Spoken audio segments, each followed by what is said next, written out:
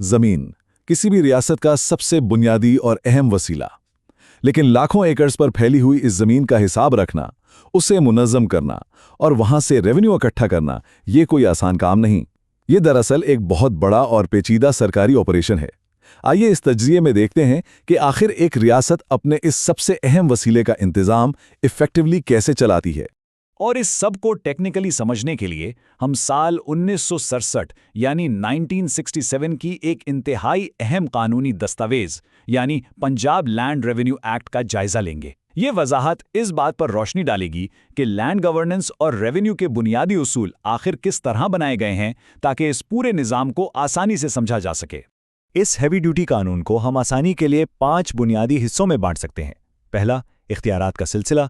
दूसरा, मैपिंग और रिकॉर्ड्स। तीसरा, जमीन का तयन। चौथा, रेवेन्यू की वसूली। और आखिर में डिफ़ॉल्टर्स यानी नादहिंदगान के खिलाफ कार्रवाई। तो शुरू करते हैं पहले हिस्से से, यानी इख्तियारात का सिलसिला और इन अहकामात को नाफिज करने वाले अफसरान की चेन ऑफ कमांड। सबसे पहले तो इस टर्म रेवेन्यू ऑफिसर को वाज़ेह करना ज़रूरी है। असल में ये वो सरकारी अफसर हैं जिसके पास ज़मीन की पैमाइश से लेकर अरेस्ट वारंट जारी करने तक की पूरी पावर होती है। बेसिकली ये अफसरान हुकूमत और ज़मींदार के दरमियान सबसे मेन लिंक हैं।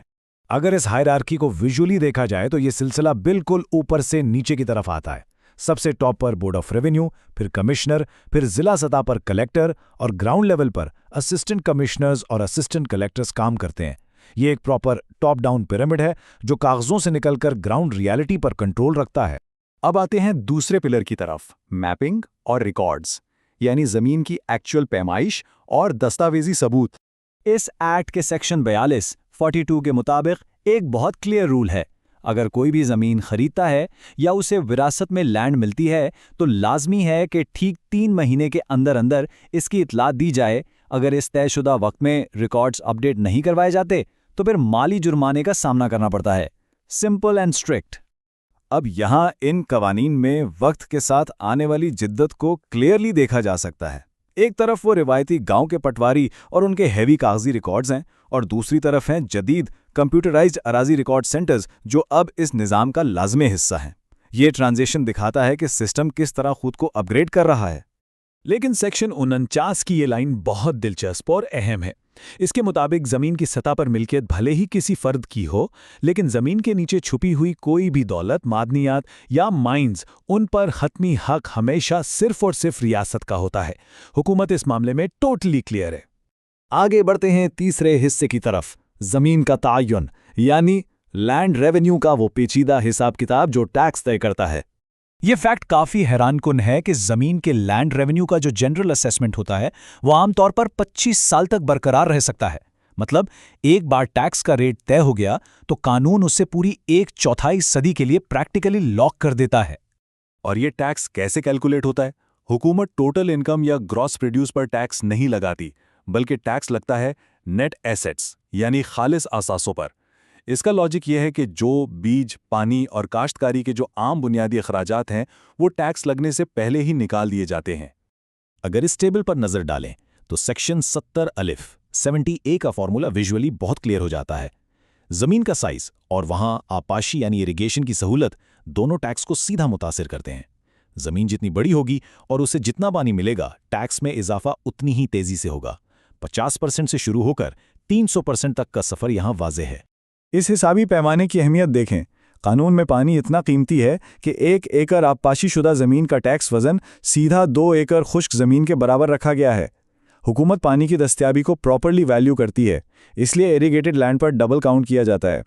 अब चौथा हिस्सा देखते हैं, रेवेन्यू की वसूली, यानी कलेक्शंस कैसे होती हैं और ज़मीन पर सबसे पहला हक किसका है। रूल बहुत वाज़ेह है।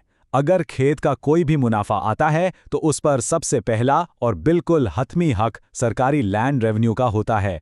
इसका सीधा सा मतलब यह है कि कोई भी ज़ाती कर्ज, बैंक लोन या अदालती हुक्म उस मुनाफे को तब तक टच नहीं कर सकता जब तक रियासत का पैसा पूरा ना हो जाए।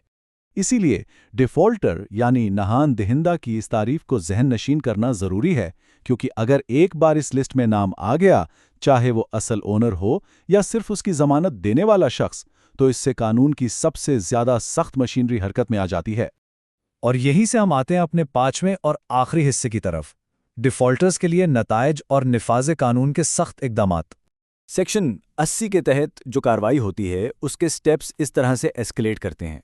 शुरुआत होती है एक आम से कागजी डिमांड नोटिस से। अगर बात न बने तो उसके बाद सीधा शख्स की गिरफ्तारी, फिर फसलों की जब्ती और आखिरकार ज़मीन की मुकम्मल नीलामी यानी फ़रोख्त। इस टाइमलाइन पर गौर करना बहुत ज़रूरी है कि कर्ज इस तेज़ी से ज़ाती आज़ादी छीन लेता है। बकाया जाट ड्यू होने के सिर्फ 20 दिन बाद ही अरेस्ट वारंट निकल सकता है, फिर 10 दिन तक हिरासत और आखिर में 1 महीने तक सिविल जेल में कैद की सज़ा। इस मामले में स्टेट का रिएक्शन बहुत स्विफ्ट होता है। और अगर गिरफ्तारी के बावजूद भी कर्ज वसूल ना हो तो सरकारी अफसरान सीधा ज़मीन पर एक्शन लेते हैं। रेवेन्यू ऑफिसर्स प्रॉपर्टी किसी दूसरे मालिक को ट्रांसफर कर सकते हैं, कलेक्टर उसे अपनी तहवील में ले सकता है, पिछला असेसमेंट मनसूख हो सकता है या ज़मीन को प्योरली ऑक्शन कर दिया जाता है। इस मैसिव सरकारी एक्शन को रोकने का बस एक ही रास्ता बचा है।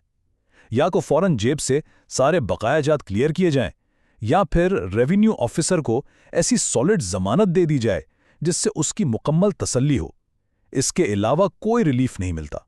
इख्तिताम पर यह गौर तलब सवाल सामने आता है कि 1967 का ये ढांचा जो सालों पहले सेट किया गया था, आज भी करोड़ों लोगों की प्रॉपर्टी, उनकी सरहदों और फाइनेंसेस को किस मकबूलियत से चला रहा है।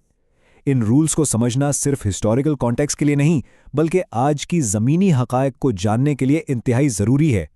उम्मीद है इस जायज़े ने इस कॉम्प्लेक्स टॉपिक को बेहतर अंदाज में वाज़ेह किया होगा।